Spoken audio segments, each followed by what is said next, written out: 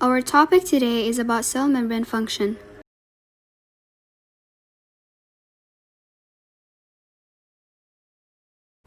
What is cell membrane and what does it do for a cell?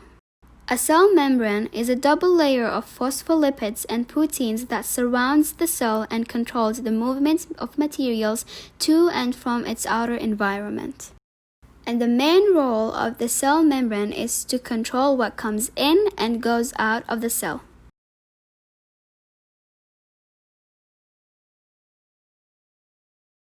Now we know that cell membrane regulate what comes in and out of a cell. Cell membrane functions in sending and receiving messages between cells. Cells of an organism must have communications with each other in order to grow, repair itself, and maintain homeostasis. The molecules sent as signals between cells have amazingly complex chemistry that allows one cell to understand another cell. Some cell signals are passed between neighboring cells, whereas other signals would be passed throughout an organism.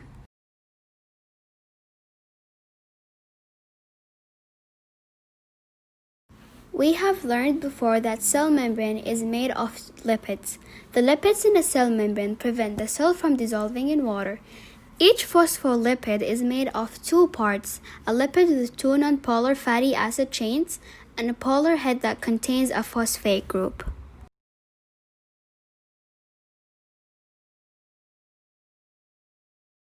There are specific characteristics for the things in the cell membrane and on the outer surface of the cell membrane. In the cell membrane are nonpolar and they are made of fatty acid chains and keep from dissolving in water. Located on the outer surface of the cell membrane are polar objects, contain phosphate groups, and are able to contact with water.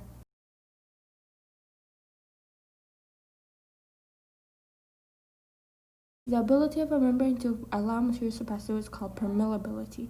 Permeability is dependent on two things, the size of a specific molecule and the polarity. Polarity meaning whether a molecule is polar or non-polar. The cell membrane is considered to be semi-permeable, meaning it only allows specific things to pass through, meaning it only allows non-polar substances to easily pass through the cell, and small substances.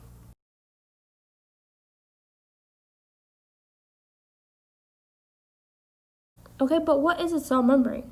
A cell membrane is a double layer of phospholipids with proteins that surround the cell and control the movement of materials to and from its outer environment. Here in the picture you can observe point A is polar phosphate group and then the point C is the nonpolar fatty acids.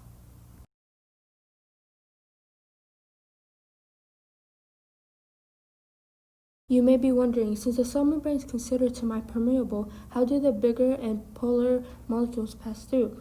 This is the job of globular proteins. They are located throughout the cell membrane and they help the large molecules pass through. This is done in four main steps.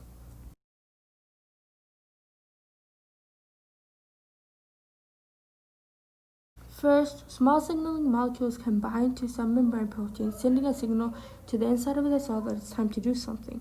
Second, transport proteins can form channels that allow ions and polar molecules to pass into the cell. Third, enzymes on the inside of the cell membrane can catalyze chemical reactions. Fourth, lastly, the product of one reaction can be passed to the next enzyme where it becomes a reactant in another reaction. Proteins that extend out of the cell can recognize other cells. This is important for all kinds of biological functions.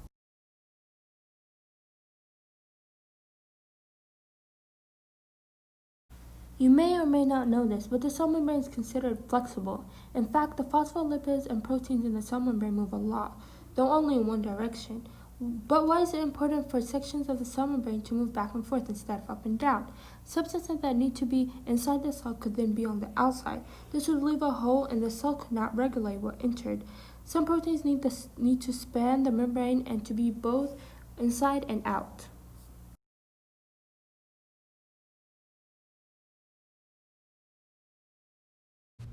Now let's come to talking about organelles with membranes. The organelles in eukaryotic cells are membrane-enclosed organelles, meaning that they have a membrane like a cell membrane. The membranes of the organelles are bilayers, like the cell membrane, meaning that they consist of two groups. The first group is two nonpolar fatty acid chains. The second group is one polar phosphate group. Now let's come to the nucleus. The nucleus is somehow different because it's made of 2 bilayers, not 1 bilayer.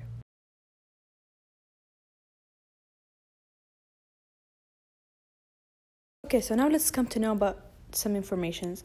First of all, what's the difference between prokaryotic and eukaryotic cells? The main difference is that eukaryotic cells have membrane-enclosed organelles, including a nucleus.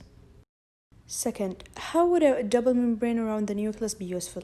A double membrane would regulate passage of materials to and from the nucleus. Of course, not each and every material could enter or leave the nucleus. Third, the cell membrane is often described as being fluid. Why is this a good way to describe the cell membrane? The phospholipids and proteins can move side to side in the membrane. That's why it's a good way to describe the cell membrane as fluid. What is not a function of membrane proteins? Of course, making new DNA is not a function of membrane proteins.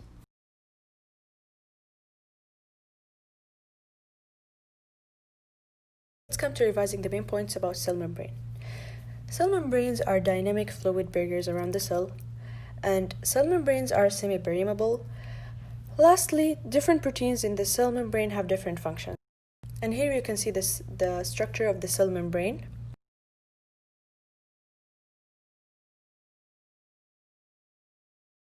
Lastly, we would like to thank you for watching our video, and we hope you enjoyed watching it.